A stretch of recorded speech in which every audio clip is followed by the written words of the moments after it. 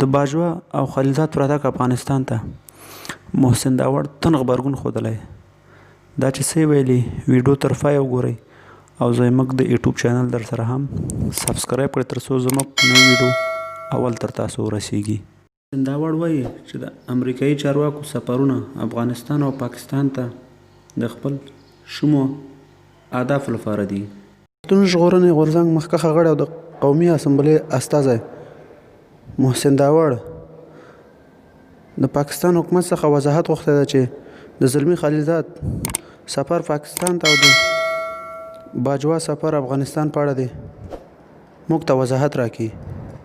هغه پرون په قومي اسمبلۍ کې ویلي دي چې دغه پلاوی کوم رقم پالیسي جوړوي چې هیڅ چارواکی ترې خبر نه ده او دوی باید موږ ته وضاحت راکړي.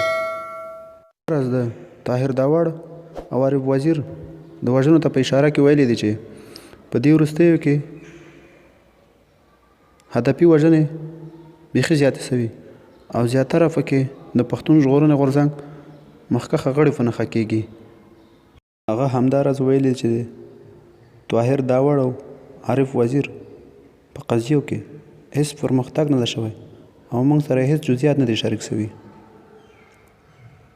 محسن داوړ همداراز په وزیرستان او باجوړ کې دی پاکستان د استخباراتو لخوا د طالبانو ګروپونو جوړولو خبر هم یاده کړې ده. هغه وایي دا ګروپونه صرف د پښتنو د وژنو دپاره جوړیږي ځکه د دې تر شا د پاکستان د ایسای لاس ده. ګرانو لیدونکو تاسو د محسن داوړ د دې خبرو په اړه څه نظر لرئ؟ خپل نظر به موږ سره په کامنټ کې شریک کړئ او زموږ د یوټیوب چینل در سره هم سبسکرایب کړئ.